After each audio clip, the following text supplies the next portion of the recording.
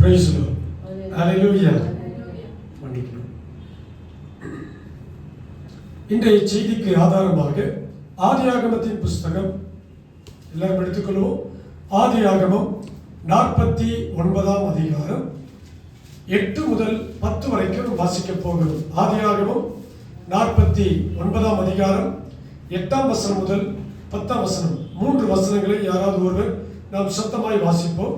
யூதாவே சகோதரரால் புகழப்படுபவன் நீயே.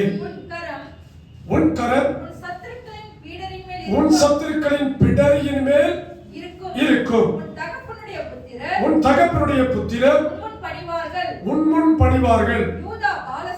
யூதா பாலசிங்கம், நீ இறை கவர்ந்து கொண்டு ஏறி போனாய். என் மகனே, சிங்கம் போலும் கிழச்சிங்கம் போலும் மடங்கி படுத்தான். அவனை எழுப்புகிறவன் யார்? சமாதான கர்த்தர் வருமளவும் செங்கோல் யூதாவை விட்டு நீங்குவதும் இல்லை. நியாய பிரமாணிக்கன் அவன் பாதங்களை விட்டு ஒழிவதும் இல்லை. ஜனங்கள் அவரிடத்தில் சேருவார்கள். அல்லேலூயா, அல்லேலூயா. இந்த தியானம் 9வது நாள் தியானத்தில் நாம் என்ன பார்க்கிறோம் என்று சொன்னால், இந்த ஆதியாகமத்திலே இன்றைக்கு பார்க்கிற ஒரு முக்கியமான ஒரு காரியம் செங்கோல். அல்லேலூயா. என்னது? செங்கோல். இங்கே சொல்லப்பட்டிருக்கிறது, யாக்கோபு தன்னுடைய 12 பிள்ளைகளையும் அழைத்து அவனுடைய முடிவின் நாட்களில் அவன் மரணிக்க போகிறான். மரணத்திற்கு முன்பாக அவன் அந்த நாட்களில் என்ன செய்கிறான் என்று சொன்னால், 49ஆம் அதிகாரத்தை திருப்பிக் கொள்வோம். எல்லாரும் எடுக்கணும்.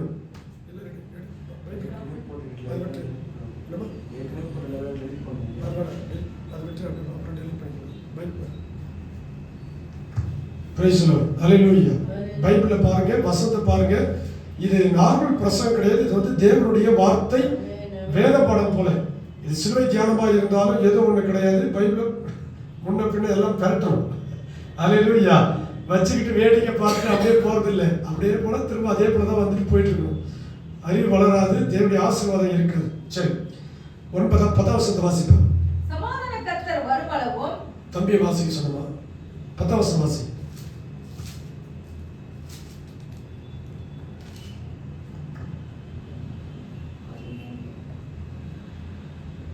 நீ வாசிமா.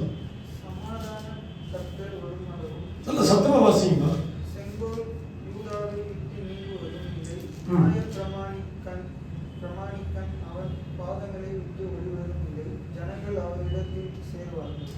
சமாதான கர்த்தர் வருமளவோ செங்கோல் யூதாவை விட்டு நீங்காது, ஜனங்கள் அவரிடத்தில் சேருவார்கள். கவனிங்க, என்னாகமத்தின் புஸ்தகத்திலே 24ஆம் அதிகாரம் 17ஆம் வசனத்திலும், என்னாகமம் 24ஆம் அதிகாரம் 17ஆம் வசனத்திலும் கூட வசனத்தை வாசிப்போமா?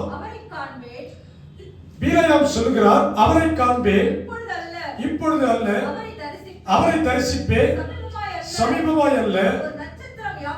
ஒரு நட்சத்திரம் யாக்கோபிலிருந்து உதிக்கும், ஒரு செங்கோல் இஸ்ரவேலிலே இருந்து எழும்பும். அது மோவாபின் எல்லைகளை நொறுக்கி சேத் புத்திரர் எல்லை வரைக்கும் நிர்மூலமாக்கும். ஒரு செங்கோல் எழும்பும், அது மோவாபியர் அவர்களை நொறுக்கும். ஏனென்று சொன்னால், தேவனுடைய செங்கோல் ஆளுகை செய்கிற செங்கோல். இங்கே வேதம் சொல்லுகிறது, இந்த செங்கோலை தான் யாருக்கு அதை கொடுக்கிறான் என்று சொன்னால், இந்த யாக்கோபு யூதாவை அழைத்து அவனையும் அவன் பிள்ளைகளையும் அவன் சந்ததியும் ஆசீர்வதிக்கும் பொழுது யூதாவைக்கு கொடுக்கப்படுகிற ஒரு ஆசீர்வாதம் இதுதான். அல்லேலூயா, அல்லேலூயா. 1 சாமுவேல் புஸ்தகம் 16ஆம் அதிகாரம் 1ஆம் வசனத்தில் நீங்கள் வாசிக்கும் பொழுது, முதலாய் இந்த செங்கோல் அல்லது ஆளுகை, தேவனுடைய ஆளுகை அல்லது தேவனுடைய ராஜ்யம் எங்கே ஆரம்பிக்கிறது என்று சொன்னால், தாவீதிலிருந்து ஆரம்பிக்கிறது. 1 சாமுவேல் 16ஆம் அதிகாரம் 1ஆம் வசனத்திலே இந்த சாமுவேலை அழைத்து அவன் ஈசாயின் வீட்டிற்கு போய், நான் அங்கே ஒருவனை காண்பிக்க போகிறேன், அவனை ராஜாவாக அபிஷேகம் பண்ணு. அவன் யார் என்று சொன்னால் தாவீது.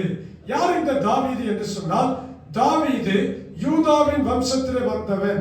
யூதேயாவில் உள்ள பெத்லகேமிலே உள்ள ஈசாயின் குமாரன், யூதேயாவில் உள்ள ஈசாயின் குமாரனாகிய இந்த தாவீது அவன் யூதாவின் சந்ததி.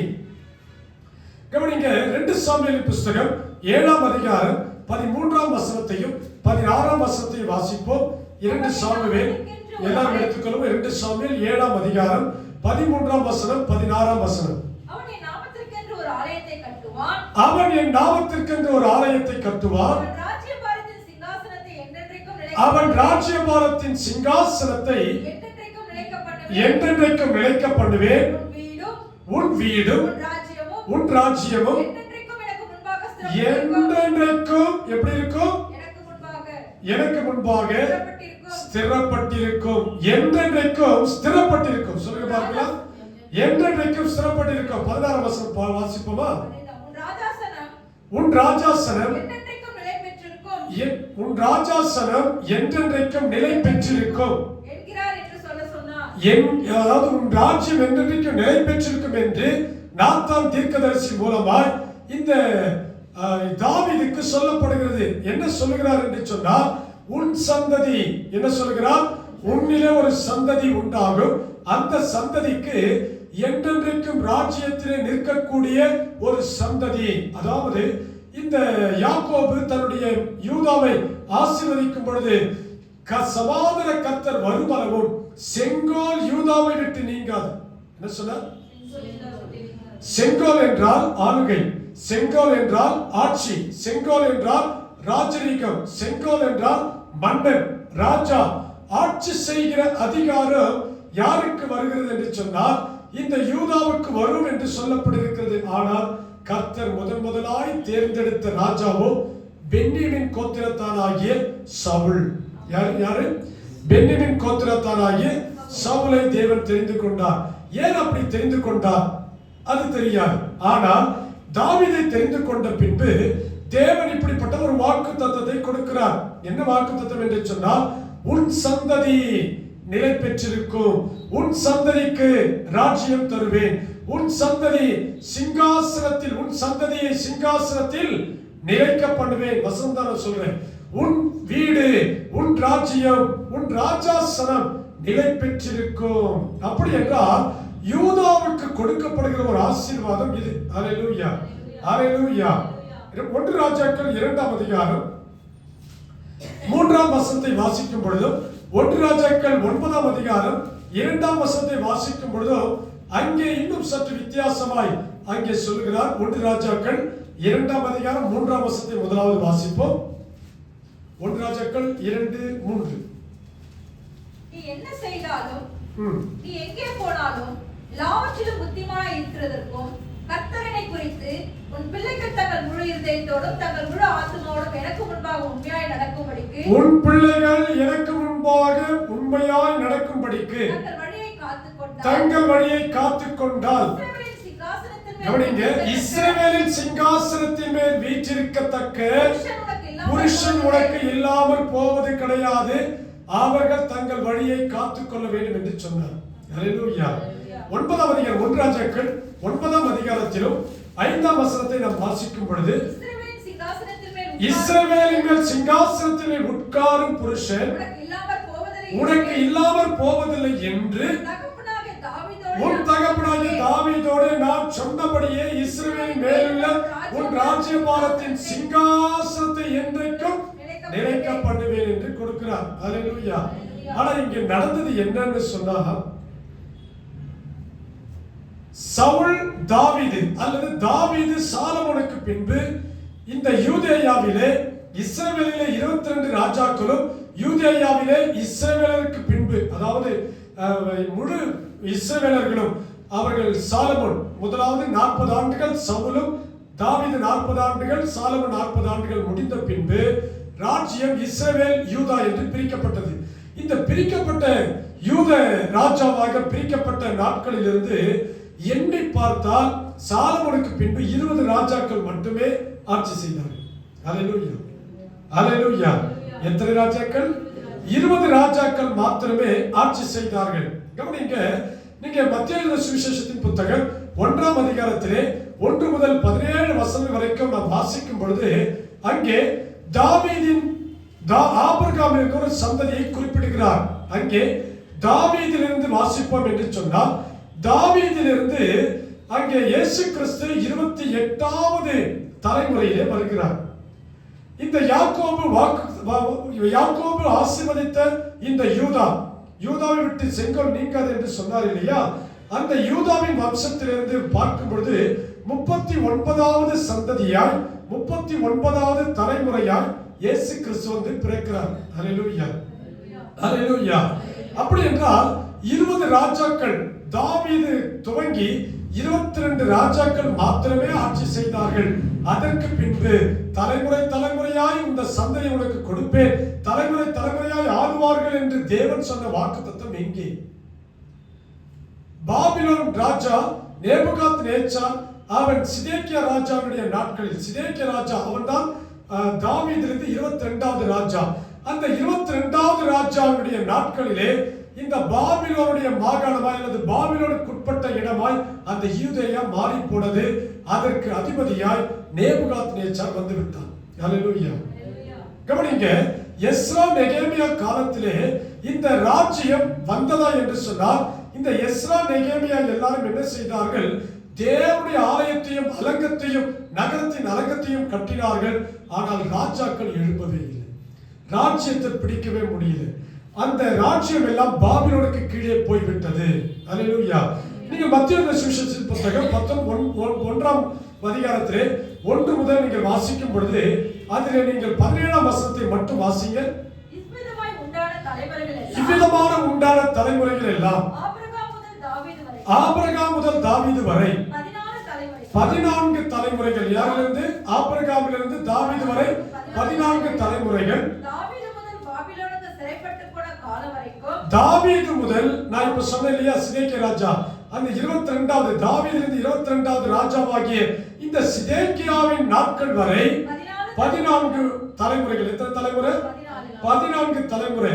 அப்போ அந்த பாபிலோனுக்கு சிறைப்பட்டு போன நாட்களிலிருந்து இயேசு கிறிஸ்து பிறக்கிற வரைக்கும் இன்னும் ஒரு 14 தலைமுறை. அப்படி என்றால் தாவீதிலிருந்து 28வது தலைமுறை இயேசு கிறிஸ்து வாக்குத்தத்தம் பெற்ற, யூதாவின் செங்கோல் என்று வாக்குத்தத்தம் பெற்ற, சமாதான கர்த்தர் வருவார் என்று சொல்லப்பட்ட வாக்குத்தத்தம் பெற்ற அந்த யூதாவில் இருந்து இயேசு கிறிஸ்து 39வது தலைமுறை. அப்படி என்றால் இந்த வாக்குத்தத்தம் யாருக்கு கொடுக்கப்பட்டது?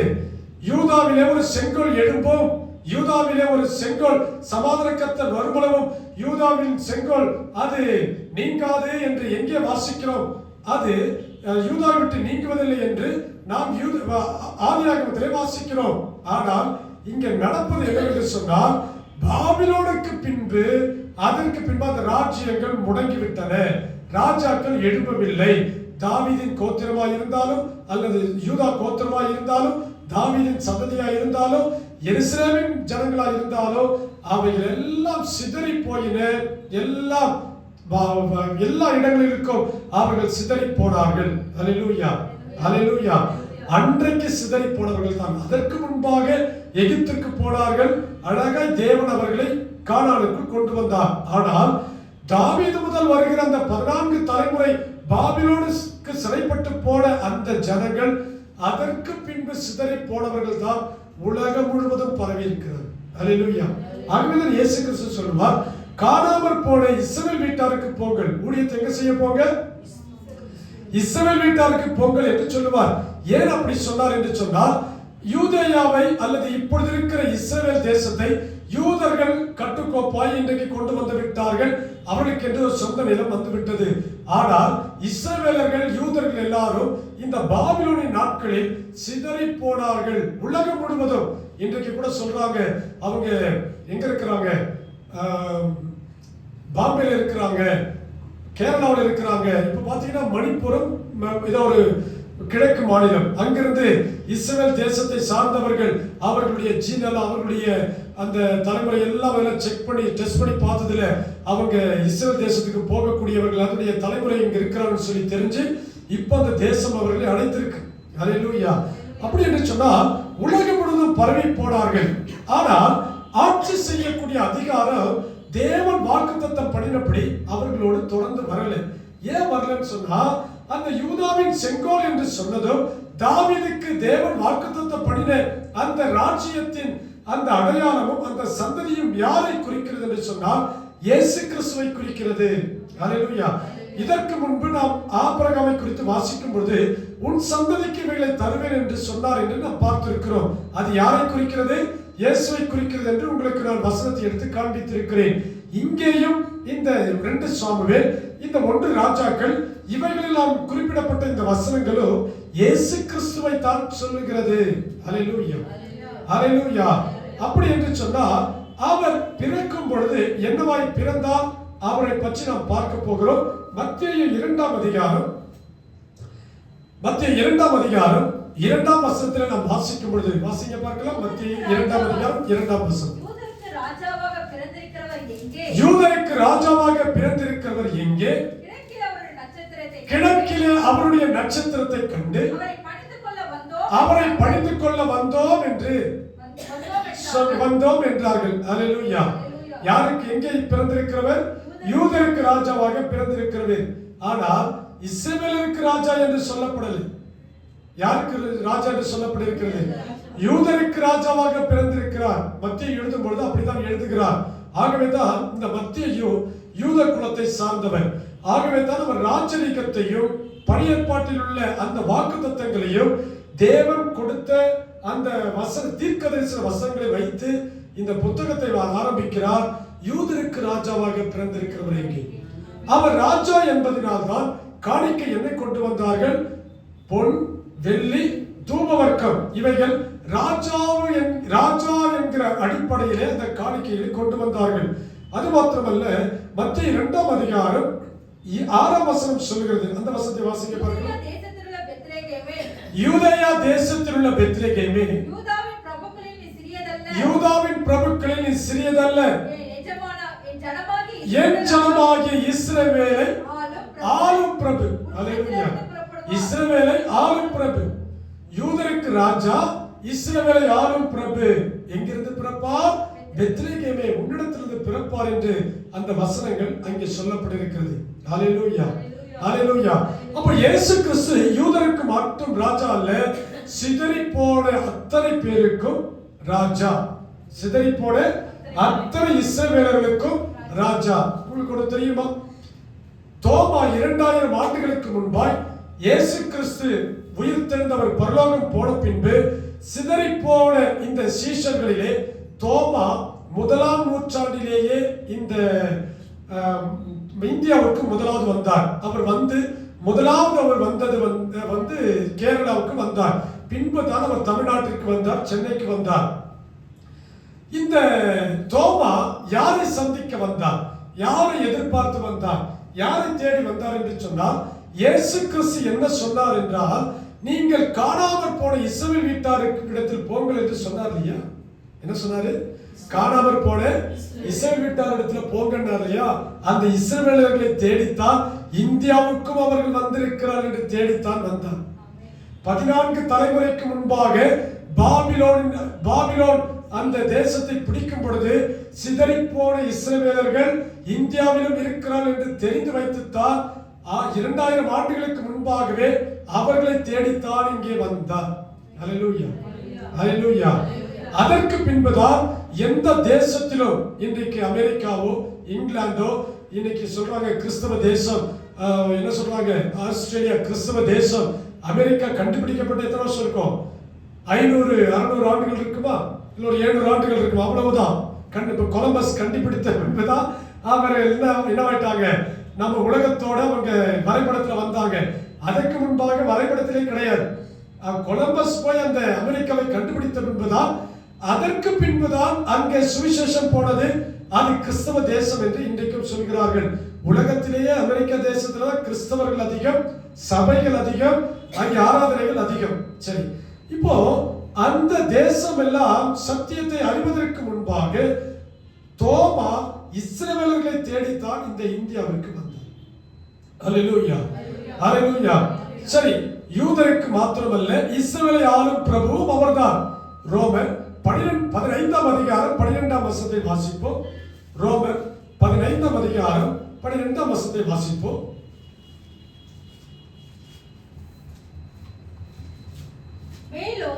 மேலும் ஈசாயின் வேரும் புறஜாதிகளை ஆளும்படியாக புறஜாதிகளை ஆளுகிற ஒருவர் எழும்பி தோன்றுவார். அல்லேலூயா, அல்லேலூயா, ஆமென் சொல்லுமா? நான் கவனிக்க, நான் வாசிக்கிறேன்.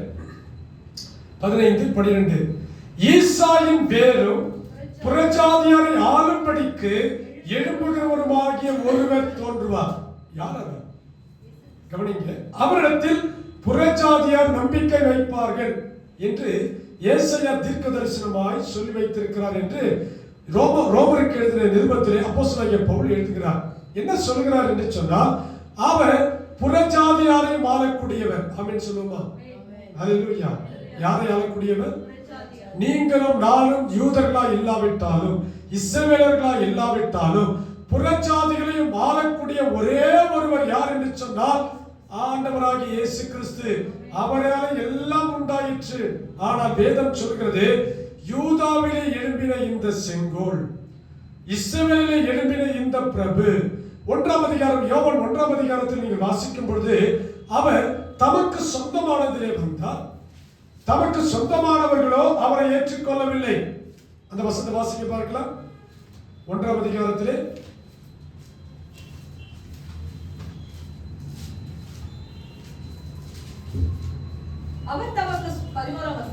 அவர் தமக்கு சொந்தமானதிலே வந்தார். யூதர்கள் ஏற்றுக்கொள்ளவில்லை. அவரை சிலுவையில் அறைந்தார்கள். அல்லேலூயா. அவர் சிலுவையில் அறையப்படாமல் இந்த உலகத்திலே ராஜாவாய் இருந்திருப்பார் என்று சொன்னார். அவர் யூதருக்கு மட்டுமே ராஜாவாய் இருந்திருப்பார். இஸ்ரவேலர்களுக்கு இந்த உலகத்தில் இருக்கிற எந்த மூலை முடுக்குகளில் இஸ்ரவேலர்கள் இருந்தாலும் அவர்களுக்கு மட்டுமே அவர் பிரபுவாகவும் ராஜாவாகவும் இருந்திருப்பார். ஆனால் அவரை ஏற்றுக்கொள்ளாத ஜனங்கள் அவரை சிலுவையிலே அறைந்தபடியினால், அவர் என்ன தீர்மானம் எடுத்தாரோ, அவர் வாக்குத்தத்தம் பண்ணப்பட்டபடியே அவர் சிலுவையிலே அறையப்பட்டபடியினால், அவருடைய இரத்தத்தினாலே, நாம் மாம்சத்தின்படி அல்ல ஆவியின்படி அவர் இன்றைக்கும் நமக்கு ராஜாவாய் மாறிவிட்டார். அல்லேலூயா, அல்லேலூயா. இன்றைக்கு சரீர பிரகாரமாய் நம்மை ஆளுகிற அதிபர்கள் இருக்கிறார்கள், ராஜாக்கள் இருக்கிறார்கள், ஜனாதிபதி பிரதமர்கள் இருக்கிறார்கள். ஆனால் ஒவ்வொரு மனிதனையும் அவனுடைய ஆவிக்குரிய ஜீவியத்தை, உள்ளத்தை ஆளக்கூடியவர் யார் என்று சொன்னால் ஆண்டவராகிய இயேசு கிறிஸ்து. அவர் சிலுவையிலே மரித்ததினால் புறஜாதிகளையும் ஆளுகிறவர் தோன்றினார். அதைத்தான் இந்த வசனம் சொல்கிறது. ரோமர் 15:12 புறஜாதிகளையும் ஆளுகிற ஒருவர் தோன்றுவார், அவர் தோன்றுவார் என்ற வாக்குத்தத்தம் நிறைவேறினது. எபிரேயர் 1ஆம் அதிகாரத்திலே ஒரு வசனத்தை உங்களுக்கு நான் காண்பிக்கிறேன். எபிரேயர் 1ஆம் அதிகாரம் 8ஆம் வசனத்தை நான் வாசிக்கிறேன், கவனியுங்கள். எபிரேயர் 1:8 குமாரனை நோக்கி, தேவனே உம்முடைய சிங்காசனம் என்றென்றைக்கும் உள்ளது, உம்முடைய ராஜ்யத்தின் செங்கோல் நீதியுள்ள செங்கோலாய் இருக்கிறது. என்ன சொல்லப்பட்டிருக்கிறது? அது எப்படிப்பட்ட செங்கோல்? நீதியுள்ள செங்கோல். குமாரனை நோக்கி, தேவனே உம்முடைய சிங்காசனம் என்றென்றைக்கும் உள்ளது. இந்த பூமியிலே ஒருவேளை இயேசு கிறிஸ்து சிங்காசனத்தை ஸ்தாபித்திருந்திருப்பாரானால், தாவீதை போல, சாலமோனை போல, மற்ற ராஜாக்களை போல ஸ்தாபித்திருந்திருப்பார் என்று சொன்னால், என்றென்றைக்கும் உள்ள அது ஒரு ராஜ்யமாய் இருந்திருக்கும். அல்லேலூயா. அவர் தமது ராஜ்யத்தை எங்கே நிறுவினார், எங்கே ஆளுகை செய்தார், அந்த செங்கோல் எங்கே பயன்பட்டது என்று சொன்னால், இங்கே சொல்லப்பட்டிருக்கிறது, உம்முடைய சிங்காசனம் என்றென்றைக்கும் ஆளுகை செய்யும். அப்படி என்றால் என்றென்றைக்கும் ஆளுகை செய்யும் என்றால் இங்கே சொல்லப்பட்டிருக்கிறது, உம்முடைய ராஜ்யத்தின் செங்கோல் நீதியின் செங்கோல். இன்னைக்கு ராஜ்யம் பண்றவங்க நீதியாய் ஆட்சியை பிடிக்கவே முடியாது.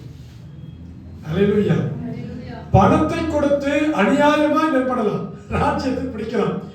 அதிகாரத்தை துஷ்பிரயோகம் பண்ணி ராஜ்யத்தை கைப்பற்றலாம். எதிர்கட்சி அல்லது எதிர் ஜனங்கள் மீது, எதிர்க்கிறவர்கள் மீது தேவையில்லாத கேஸை போட்டு என்ன பண்ணலாம்? ராஜ்யத்தை பிடிக்கலாம். ஆகவே தான் இங்கே சொல்லப்பட்டிருக்கிறது, அவருடைய செங்கோல் நீதியின் செங்கோல். என்ன செங்கோல்? அது என்றென்றைக்கும் இருக்கிற செங்கோல். அது ராஜாதி ராஜாவின் செங்கோல். அது இந்த பூமிக்குரியது அல்ல. இப்போ நாம யோவான் 18ஆம் அதிகாரத்துக்கு வருவோம். யோவான் 18ஆம் அதிகாரம் 36ஆம் வசனத்திலே பிலாத்துவினிடத்திலே இயேசு கிறிஸ்து ஒன்றை சொல்லுகிறார். என்ன சொல்லுகிறார் என்றால், என் ராஜ்யம் இவ்வுலகத்திற்குரியதல்ல. உலகம் என்றால் இந்த பூமிக்குரிய காரியங்கள், உலகம் என்றால் பாவத்தில் இருக்கிற காரியங்கள். ஒருவேளை இயேசு கிறிஸ்து இந்த உலகத்திலே ராஜாவாய் இருக்க வேண்டும், நான் தான் ராஜா என்று சொல்லி இருப்பார். ஆனால் யூதர்கள் ஏற்றுக்கொண்டிருப்பான், எங்களுக்கு சொந்தமானவர் ஏற்றுக்கொண்டிருப்பான், இஸ்ரவேல் ஏற்றுக்கொண்டிருப்பான். ஆனா புறஜாதிகளாகிய நாம் புறக்கணிக்கப்பட்டிருப்போம். காணாத நாட்களில், அதாவது வேதவசனம் சொல்கிறது, அந்த வசனத்தை வாசிப்போமா? ஏற்கனவே இந்த வசனத்தை நம்ம எடுத்திருக்கிறோம். 4ஆம் அதிகாரம், யோவான் 4ஆம் அதிகாரத்தில் இந்த வசனத்தை வாசிப்போம். Praise the Lord. Hallelujah.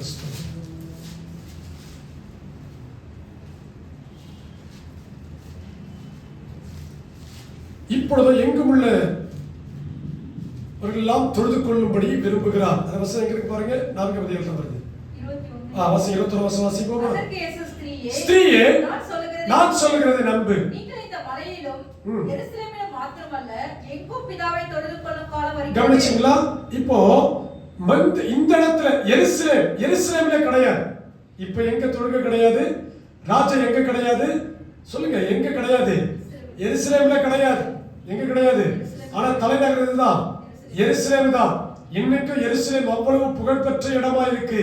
ஆனால் அவர் ராஜ்யத்தை ஸ்தாபிக்க அவர் சொன்னார், என் ராஜ்யம் இவ்வுலகத்திற்குரியதல்ல. இயேசு கிறிஸ்து இங்கே சொன்னார். 4ஆம் அதிகாரத்தில் சமாரிய பீடத்தில் சொன்னார், அவர் யூதருக்கும் ராஜா தான், சமாரியருக்கும் ராஜா தான், இஸ்ரவேலருக்கும் ராஜா தான், புறஜாதிகளுக்கும் ராஜா தான். ஏனென்றால் அது நீதியின் செங்கோல். ஹல்லேலூயா. என்றென்றைக்கும் இருக்கிற சமாதான கர்த்தருடைய செங்கோல். ஆகவே தான் இங்கே இயேசு கிறிஸ்து சொன்னார், என் ராஜ்யம் இவ்வுலகத்திற்குரியதல்ல. ஒருவேளை இது உலகத்திற்குரியதா இருந்திருந்தால் அவரை அழைத்துக் கொண்டு போய் எருசலேமிலே வைத்து அவருக்கு ராஜ பட்டம் சூட்டி இயேசு கிறிஸ்துவை கொண்டாடி இருப்பார்கள். தாவீதை பார்க்கிலும் இயேசு கிறிஸ்துவை அதிகமாக கொண்டாடி இருப்பார்கள். ஏன்னா அவர் தான் பயங்கரமான அற்புதங்களை செஞ்சிருக்கிறார். ஹல்லேலூயா, ஹல்லேலூயா. ஆனால் இயேசு கிறிஸ்து சொன்னார், என் உலகம் என்னுடைய ராஜ்யம் இவ்வுலகத்திற்குரியதல்ல. 18ஆம் அதிகாரத்தில் 37ஆம் வசனத்தை வாசிப்போம். அப்பொழுது பிலாத்து அவரை நோக்கி, அப்படியானால் நீ ராஜாவோ என்றார். இயேசு கிறிஸ்து சொன்னார், நீ சொல்லுகிறபடி நான் ராஜா தான். இயேசப்பா என்ன சொன்னாரு? என்ன சொன்னாரு? நீ சொல்லுகிறபடி நான் ராஜா தான். நீ சொல்லுகிறபடி என்னது? ராஜா தான். ஆனா இது யார்கிட்ட சொல்றாரு? பிலாத்து கிட்ட சொல்றாரு. எல்லாரும் இந்த 3 சாஸ்திரிகள் ஏரோது கிட்ட சொன்ன உடனே கலக்கம் அடைஞ்சாங்க. ஆனா இப்போ மரிக்க போகிறார், இவர் சொல்றதுனால என்ன நடந்துற போகுதுன்னு பிலாத்து நினைச்சான். ஹல்லேலூயா. அவர் யூதருக்கு ராஜாவாக பிறந்திருக்கிறவர் எங்கே என்று கேட்கும் பொழுது ஏரோது மாத்திரமல்ல, அந்த அரண்மனையே கலங்கினது, பயந்தது. ஆனால் இப்பொழுது அவர் வளர்ந்து விட்டார், மரணத்திற்கு நேராக நிற்கிறார். இதற்கு பின்பு யாரால அவர் விடுவிக்கவே முடியாது. ஒப்பு கொடுத்துட்டாங்க. பிலாத்து சொல்லுகிறார், உம்மை விடுவிக்கவோ உம்மை சிலுவையில் அறையவோ எனக்கு அதிகாரம் உண்டு என்று சொல்லும் பொழுதுதான் இயேசு கிறிஸ்து சொல்லுகிறார், பரலோகத்திலிருந்து ஒருவனுக்கு அதிகாரம் கொடுக்கப்பட்டாலுடைய என் மீது உனக்கு ஒரு அதிகாரமும் இல்லை. ஹல்லேலூயா. ஒரு அதிகாரமும் இல்லை. பின்புதான் சொல்லுகிறார், என்னுடைய ராஜ்யம் இவ்வுலகத்திற்குரியதல்ல. அப்படி இப்ப கேட்கிறான், நீ ராஜாவோ, நீ ராஜாவோ? அவன் கேட்டது கொஞ்சம் கிண்டலா கேட்டான். என்ன கேட்டான்? கொஞ்சம் கேலியா கேட்டான். ஏன்னா இந்த யூதர்களை அவமானப்படுத்த வேண்டும், இந்த யூதர்களை எப்படியாவது அசிங்கப்படுத்த வேண்டும், அவமானப்படுத்த வேண்டும், அவர்களை ஏளனம் செய்ய வேண்டும் என்பதற்காக இந்த கேள்வியை முன்வைத்தார். இப்ப அவர் சொன்னார், நான் ராஜா தான். ஹல்லேலூயா, நான் ராஜா தான். பாருங்க 19ஆம் அதிகாரம் 3ஆம் வசனத்திலே அங்கேயும் சொல்கிறார், யூதருடைய ராஜாவே வாழ்க என்று சொல்லி போர் சேவகர்கள் இயேசு கிறிஸ்துவை அடித்தார்கள். ராஜாவை யாராவது அடிக்க முடியுமா? பிலாத்துவை யாராவது போய் அடிச்சிருக்க முடியுமா? என்ன சொல்லி அடிக்கிறான்னு சொன்னா, யூதருடைய ராஜாவே. ஒரு தாழ்த்தப்பட்ட மக்களுக்காக, ஒடுக்கப்பட்ட மக்களுக்காக, ஒரு பாவமுள்ள மக்களுக்காக ஒருவன் சிக்கிவிட்டான், அவர்களுக்கு உதவி செய்து சிக்கிவிட்டான்னு நினைச்சீங்க, என்ன சொல்லி அடிப்பாங்க? உனக்கு எதுக்கு இந்த வேலை? நீதான் அவங்களுக்கு தலைவனா? நீதான் அவங்களுக்கு ஹீரோவா? நீதான் அவங்களுக்கு என்ன யாரு? இப்படி சொல்லி அடிப்பாங்கல்ல. அந்த மாதிரி இயேசு கிறிஸ்து என்ன சொல்லி அடிக்கிறார்கள் என்று சொன்னால், யூதருடைய ராஜாவே வாழ்க என்று சொல்லி அடித்தார்கள். மேல ஒரு ஒரு வாசகத்தையும் போட்டாங்க. இயேசு கிறிஸ்துவின் சிலுவைக்கு மேலே நசரேயனாகிய இயேசு யூதருக்கு ராஜா. என்ன ராஜா போட்டார்? நசரேயனாகிய இயேசு யூதருக்கு ராஜா. ஆனால் யூதர்கள் சொன்னார்கள், இவன் எங்களுடைய ராஜா அல்ல, இந்த பிலாத்து தான் எங்களுக்கு ராஜா. இயேசு கிறிஸ்துவை கை கழுவினார்கள்.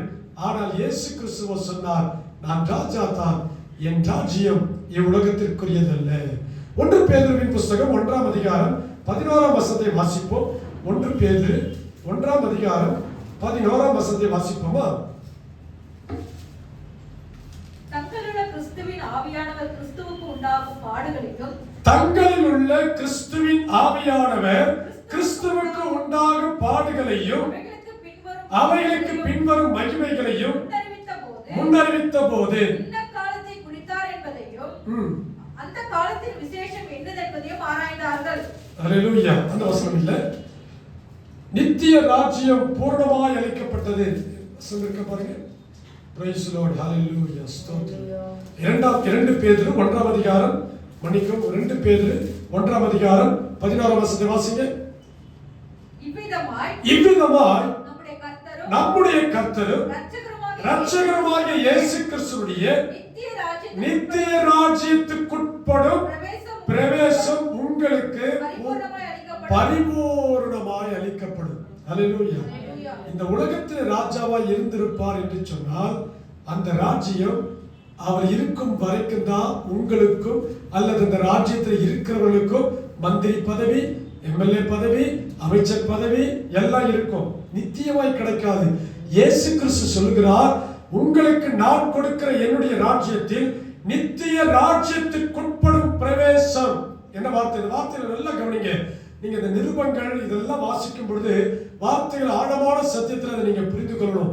இங்கே சொல்லப்பட்டிருக்கிறது, இவ்விதமாய் நம்முடைய கர்த்தரும் இரட்சகருமாகிய இயேசு கிறிஸ்துவினுடைய நித்திய ராஜ்யத்துக்குட்படும் பிரவேசம். பிரவேசம் என்னது? நுழைதல், அதுக்குள்ளே பிரவேசித்தல் உங்களுக்கு பரிபூர்ணமாய் அளிக்கப்படும். எப்படி அளிக்கப்படும்? 5 வருஷம் கழிச்சு போறது கிடையாது, 10 வருஷம் கழிச்சு போறது கிடையாது. அல்லேலூயா. நித்திய காலமாய் அந்த யூதாவின் செங்கோலாய் இருக்கிற இயேசு கிறிஸ்துவின் ராஜ்யத்தில் உங்களுக்கும் எனக்கும் நித்திய காலமாய் பரிபூர்ணமான ராஜ்யத்தில் உங்களுக்கும் எனக்கும் இடம் உண்டு. அதற்காகத்தான் இயேசு கிறிஸ்து சிலுவையிலே மரித்தார். ஒரு காரியத்தை இந்த கருணாமூர்த்தி படம், ஜீசஸ் படத்துல உனக்கு காட்டுவாங்க. நான் அதை வாலிப நாட்கள்ல ஒவ்வொரு கிராமம், ஸ்லம் குடிசை பகுதிகள், கிராமங்கள், அந்த பட்டணத்தின் சில தெருக்கள், அந்த ரோடுகளில் அந்த படங்களை கொண்டு போய் நாங்கள் போடுவோம். அந்த படத்தை போடும் பொழுது அதில் ஒரு காரியம் அந்த சினிமாவில் வரும். இயேசு கிறிஸ்துவின் படத்தை, சினிமா படத்தில் அது வரும். என்னென்னு சொன்னால், 5 அப்போ 2 மீனை இயேசு கிறிஸ்து 5000 பேருக்கு கொடுத்த உடனே ஒரு சீஷன் வருவான். அந்த சீஷன் என்ன செய்வான்னு சொன்னா, அந்த படத்துல இருக்கு. மற்றபடி பைபிள் அது இருக்கான்னு தெரியும். பைபிள் இல்லை, நம்ம பைபிள் இல்லை, ஒரு கத்தோலிக்க பைபிள் இருக்கான்னு தெரியாது. அது தள்ளுபடியாக ஒரு சேர்ந்து இருக்கும். அந்த ஒலிவ இலையினால், ஒலிவ கிளையினால் ஒரு முள்முடியை, அது ஒரு கிரீடம் செய்து அந்த கிரீடத்தை கொண்டு வந்து இயேசு கிறிஸ்துவின் தலையிலே கொண்டு வந்து வைக்க வருவார்கள். அந்த சீஷன் அவர் அதை ஒதுக்கி விடுவார். இப்படி சொல்லுவாங்க, சினிமா படத்தில் இருக்குது. அப்போ இயேசு கிறிஸ்துவை அந்த நாட்களிலே அவர்கள் என்ன நினைத்தார்கள் என்று சொன்னால், மேசியா வந்து விட்டார். ஒரு கூட்டத்தார், மேசியா வந்து விட்டார், இவர்தான் இனி நம்மை ஆளப்போகிறார். அந்த யாக்கோபு தன்னுடைய பிள்ளை ஆசீர்வதித்த அந்த செங்கோல், அந்த பீலையாம் சொன்ன அந்த செங்கோல், தாவீதுக்கு வாக்குத்தத்தம் பண்ணப்பட்ட அந்த சந்ததி இவர்தான், இவர் நமக்காகவே வந்தார் என்று அவரை ராஜாவாக்க நினைத்து அப்படிப்பட்ட ஒரு காரியத்தை அந்த சினிமா படத்தில் நான் பார்த்தேன். ஆனால் வேதம்